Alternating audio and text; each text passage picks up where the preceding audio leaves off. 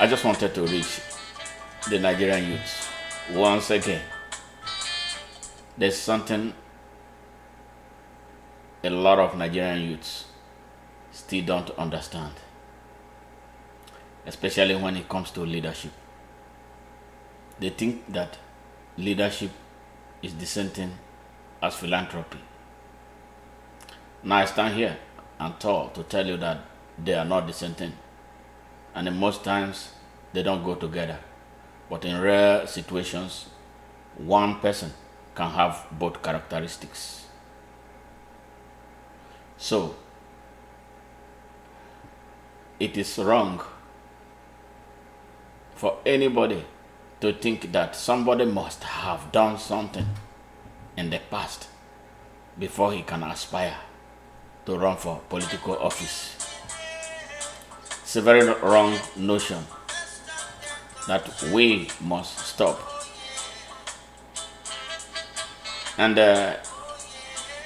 now, little wonder why our political space is populated by criminals, mostly criminals, and indolents who have no business with leading anybody, because they don't have that content, that special content that it takes to be a leader.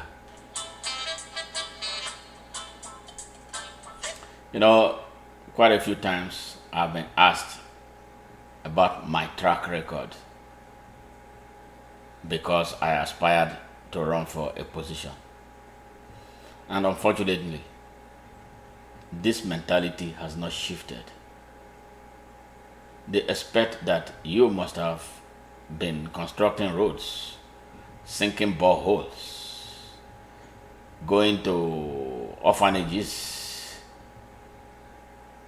and doing all kinds of things in order to be recognized as a leader.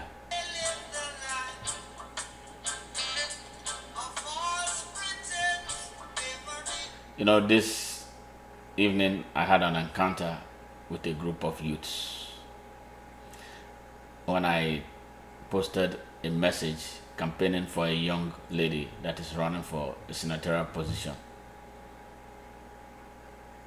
in Lagos East Senatorial constituency. Then these youths took me up about what the antecedent of the young lady has been. They are not even asking questions about her political ideology. They are not asking questions about what her position is on health, on education, on infrastructure, on energy, on agriculture. All they want to hear is how many roads she has built in the past, how many boreholes she has sunk in the past. I guess this is the reason why we are stuck where we are, where people can just close to elections, they take bulldozers and start destroying our roads in the name of trying to prove that they are leaders who can do when they are elected. It is very wrong. And then when you come with that mindset, all you get is the type of fraud that you have all over Nigeria right now at all levels, from federal to the local government levels. So I want to educate the youths of Nigeria. When somebody comes to you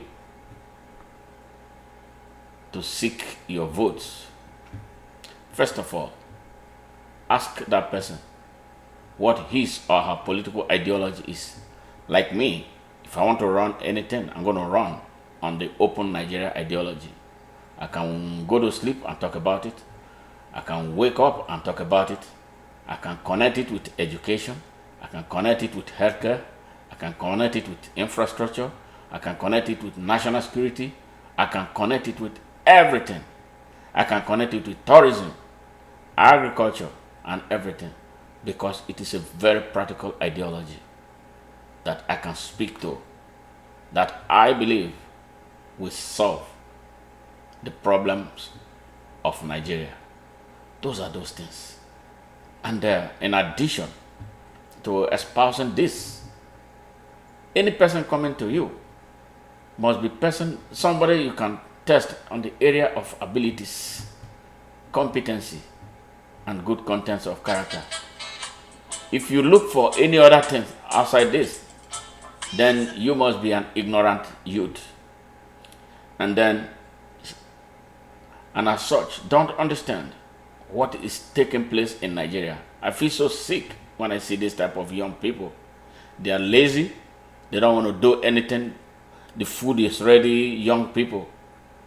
I'm not saying all. They are some, and they are very nasty. They think they know.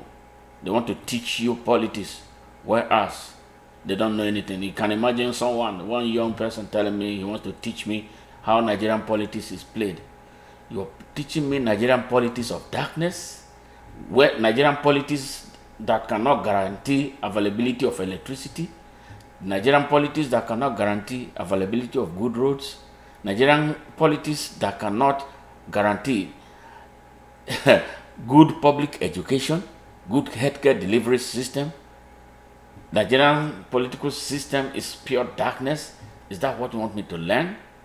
Can you imagine that insult?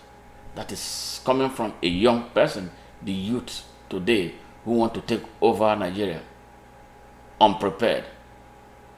I am so disgusted by this funky attitude. They are unlike some of the youths that I have come across. Thank God there are some exceptional youths, but these ones are corrupt. They tell you your party has no structure, and some of them, you find them in your own party, they cry about structure. Why can't you build a structure? You want me to leave the United States to come and sit down with you, building a structure with all that I have been doing? Why can't you build a structure and let us oil it? Do your own part. Some of us are spending money. Some of us are doing everything. But you have this sense of entitlement that somebody has to give you. Somebody has to pay you. My dear young person, that funky attitude will not take us away from the stranglehold that we are in now. What we are expected to do right now is pure, total commitment to purpose and responsibility for outcome. You must sacrifice. If you are a youth who come with this mindset of you not wanting to do anything and expect Nigeria to become Dubai overnight, you are joking. You are better off going to stay in PDP and roast in hell in APC and drown to a bottomless pit. What is required right now in Nigeria is total restructuring of the mind. Some Nigerian youths still don't get it. They don't understand. They are lazy. They are still fronting for their oppressors. That is why they taunt us. They call us small parties. They don't have structure. If you are so concerned about this structure and you really want the good of Nigeria, why can't you commence the act of building a structure? Just wanted to make this sense. I hope some people benefit from this and perhaps adjust their attitudes. I don't want to be hearing from crazy young people who don't want to do anything and expect that I have to give them leadership, change. Freedom is never awarded. You have to fight for it. And that is what some of us have been doing. We have done that with our money. We have risked our lives. We have risked our families. We have risked our businesses. The little basic thing you at home should do, you don't want to do it. All you do is blame. You call us, we come from America, we want to stay online and do this. Politics is not played online. What are you on the ground doing for 20 years that Nigeria went into the abyss? I'm so sad. But you know what? I'm happy that there are some youths who are flying with our messages and doing the best that they can in an ugly situation, a country that is enveloped by fear. If a country where you cannot lift your hand and say anything without being shot. A country that is shooting down its youth. This type of youth, these youths who make all these nasty comments, I pity you. But you know what? You can't demoralize us. We will change Nigeria, and we are serious about what we are doing.